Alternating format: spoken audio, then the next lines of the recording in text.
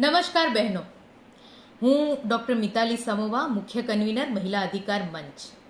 બહેનો, મહિલાઓને ઘરના રસોડામાંથી બહાર કાઢીને સંસદ અને લોકસભા સુધી પહોંચાડવા માટે પુરુષ ઉમેદવારોને વોટ આપવાનું બંધ કરવાના અમારા અભિયાનને સમગ્ર ગુજરાતમાંથી બહુ બધા બહેનો તરફથી ખૂબ સારો પ્રતિસાદ મળી રહ્યો છે. તો આ સમસ્ત બહેનોને અમારા તરફથી ખૂબ ખૂબ આભાર વ્યક્ત કરું છું. પરંતુ બહેનો, ઘણા બધા બહેનો છે કે જેમને આ બધી બાબતોમાં ઘણી બધી ગેરસમજો છે. એને દૂર કરવી પણ જરૂરી છે. જેમ કે ઘણા બધા બહેનો કે જેમના વિસ્તારમાં ફક્ત પુરુષ ઉમેદવારો જ ઊભા રહ્યા છે ચૂંટણીમાં, એક પણ મહિલા ઉમેદવાર નથી, તેવા ઘણા બધા બહેનો ઇલેક્શનમાં ચૂંટણીમાં વોટ આપવા જવાની જ ના પાડી રહ્યા છે. તો આ બધા બહેનોને મારે એ જણાવવાનું કે બહેનો, આપણે ચૂંટણીનો બહિષ્કાર નથી કરવાનો, આપણે પુરુષ ઉમેદવારોને વોટ આપવાનો બહિષ્કાર કરવાનો છે. અને હું તમને જણાવી લઉં કે ઘણા બધા દાયકાઓ અને સદીઓની લાંબી લડત અને સંઘર્ષો બાદ આપણને મહિલાઓને ચૂંટણીમાં વોટ આપવાનો અધિકાર મળ્યો છે.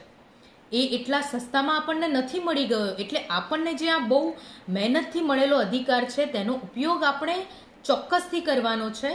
વોટ આપવા માટે ચોક્કસથી જવાનું છે. પરંતુ પુરુષ ઉમેદવારોને વોટ ન આપતા તમારા વિસ્તારની મહિલાઓને વોટ આપવાનો છે, અથવા જો ન હોય કોઈ તો ચોક્કસથી નોટામાં વોટ આપવાનો છે.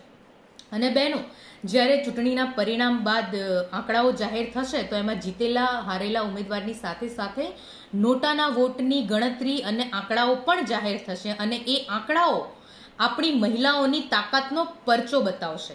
અને બહેનો, હું આપ સૌને એ વાતની ગેરંટી આપું છું કે જો જીતેલા ઉમેદવાર કરતાં 1% પણ વોટ આપણા નોટામાં પડશે તો આગામી સમયમાં બધા જ રાજકીય પક્ષોએ આપણને મહિલાઓને ખૂબ ગંભીરતાથી લેવી પડશે.